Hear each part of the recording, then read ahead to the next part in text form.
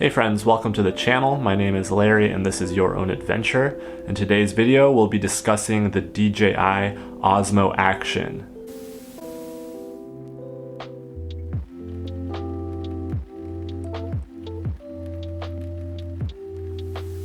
So should you upgrade to the Osmo Action if you already have the GoPro Hero 7 Black and that HyperSmooth Stabilization? Well, I'm going to use the resources out there who currently have the Osmo Action for testing, including DCRAINMAKER and SUpertramp. They usually post really in-depth review and example videos of the newest action cameras when they come out, and unfortunately I don't have the Osmo Action in my possession. What I'll be doing in this video is researching and relaying information to action sports users primarily, and letting you know if that Osmo Action is going to be worth the investment if you already have the GoPro Hero 7 Black. That's really the competition. If you have the older GoPro Hero 6 or Hero 5 and you're wondering if you should upgrade to the Osmo Action, then you probably should, because it'll be a better stabilization and interface regardless, but it's not going to be a huge difference from the Hero 7 Black. So I have my trusty dusty list here, and I'm going to talk about the categories I'll be covering regarding the DJI Osmo Action. So since it's supposed to be that much better than the Hero 7 Black's HyperSmooth Stabilization, that's going to be the main topic we're talking about here. Stabilization called RockSteady be that much better than the HyperSmooth.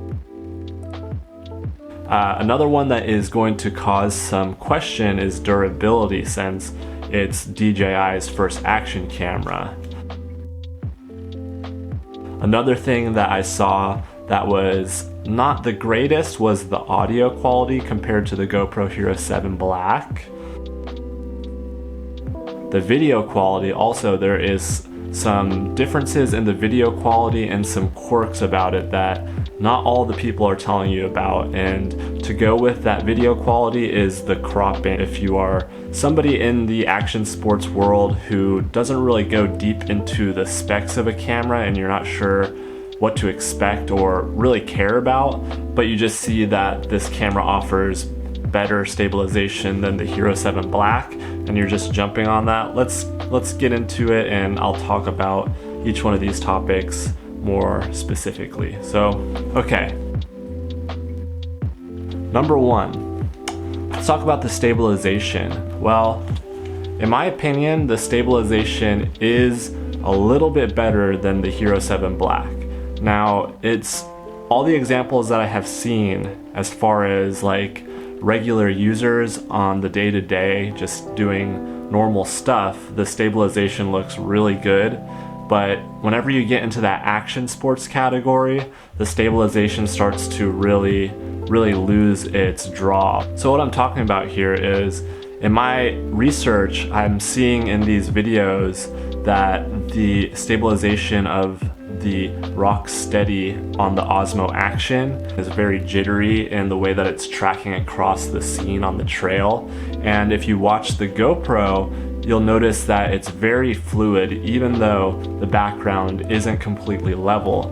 And I think the main thing here that they're trying to prove is the fact that the background of the Osmo Action could stay very level in the shot, which means there's none of this movement with the actual horizon line, whereas with the GoPro 7 you can see some of that movement up and down with the horizon, but altogether the stabilization on the Hero 7 Black is a lot more fluid than the Osmo Action. So if you're looking for better stabilization with the Osmo Action and the RockSteady, I wouldn't say that it is going to blow the doors off of the HyperSmooth on the GoPro.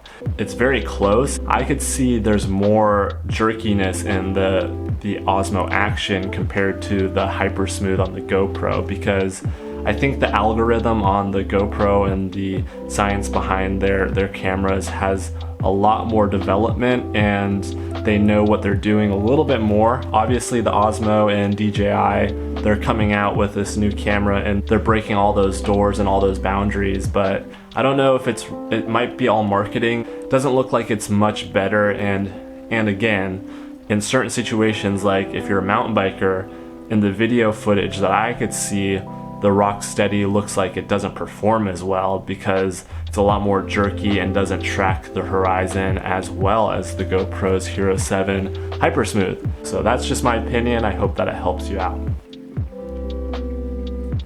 Another huge thing with the Osmo Action is the fact that the cropping is a lot smaller on the camera. It can't open up as wide as the GoPro, and in fact, all of the comparison videos of the GoPro and the Osmo Action, they use wide on the GoPro as opposed to super wide, and the wide version of the GoPro is still a lot wider than the Osmo Action as seen here.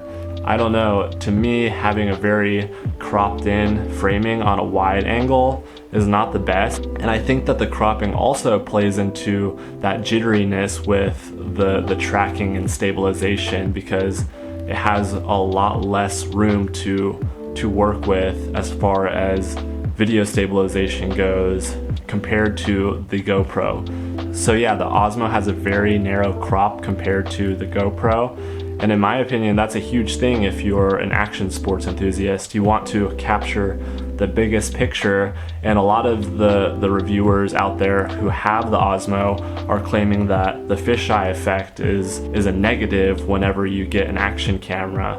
But really, that's kind of what we're looking for as an action camera consumer. We want a big field of view, so of course it's going to be fisheye, but the more we could see, the better. So again, that's just another thing. The cropping is a lot more narrow than on the GoPro Hero 7 Black and all the GoPros. So if you have super view on your GoPro, it's going to be a lot bigger than the standard crop on the Osmo Action.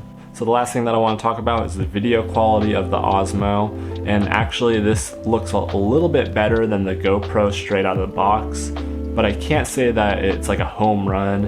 It just looks a little bit more natural in a way, and a little bit less vibrant and overly contrasted / exposed. But that's just because the GoPro puts those really vibrant settings on auto once you get out of the box.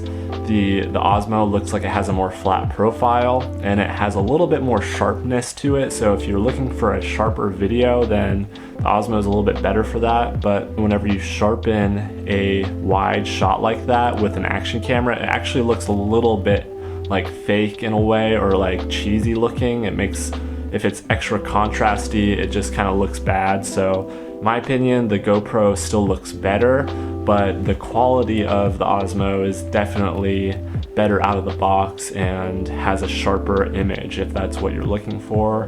But I'm trying to do this mostly to help out the mountain bikers in the community and anybody who's looking to upgrade to the Osmo Action, because yeah, I'm speculating here, but I have a lot of research and development time and testing out cameras. And I really think that the GoPro Hero 7 Black and the Osmo Action aren't much different. And for people who already have the GoPro Hero 7 Black, it's definitely not a huge thing to upgrade to that. It's not going to give you that amazing shot that you're looking for, like a very smooth gimbal stabilization, because again, surprisingly enough, whenever I watched this footage of a trail ride with the Osmo Action, it looked a lot more jittery than the GoPro Hero 7 Black did. The audio, it's really not that good compared to the Hero 7. That sounds a lot more tinny and robotic in a way in certain situations. Both these cameras are in the exact same setting, 4K 60, with their respective stabilization softwares enabled. But the one benefit out of the whole thing is the fact that you could plug in a microphone straight to the camera, so that's a huge benefit compared to the GoPro, which you need an adapter and whatnot. But if you're looking for really good audio, then this camera straight out of the camera, it's not that great. But again, you could add a microphone, so that's awesome, and you don't have to get an adapter or anything. Another thing is the durability. We're not really sure what the durability is going to be like with the camera. It's not really something that you need to worry about, because if it's an action camera, it should hold up.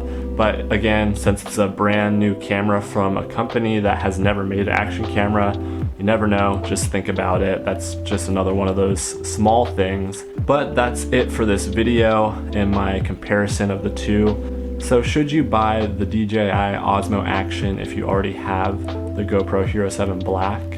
And the answer, in my opinion, is no. That stabilization, the RockSteady stabilization as they call it, looks like it doesn't perform as well as they're claiming in very bumpy, action sports-like environment. In my opinion, the GoPro Hero 7 Black with that HyperSmooth stabilization still looks better with the tracking and the overall performance.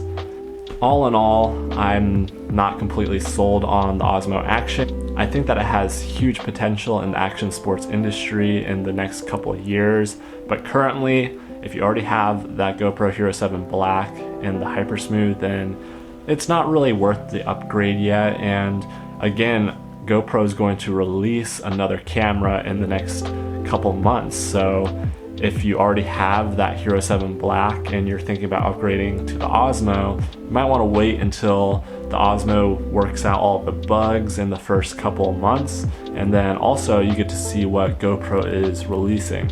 I'm by no means a fanboy of any company. I've just used the GoPro Hero 7 Black and the stabilization is really good, and in the examples that I've seen on the trail, the Osmo Action didn't perform as well in my opinion. That's just my opinion. You might have your own, and you saw the videos yourself, so you can decide whether or not you think that it's a good camera with stabilization that they are claiming. Those are my thoughts, and I want to hear your thoughts. Let me know if you think that this is a worthwhile investment, and let me know what concerns you think the camera will have once it actually releases and everybody gets theirs in the mail. What do you expect to happen with GoPro and DJI as competition in this market? I'm pretty excited for it because, well, the stabilization game is just going to get better and better, so that means I need to worry less about actually stabilizing my footage and wearing the proper sort of setup to get the best footage for all of you friends out there. That's pretty much it. Don't forget to go out there and create your own adventure however you can. Spread some positivity. See you later.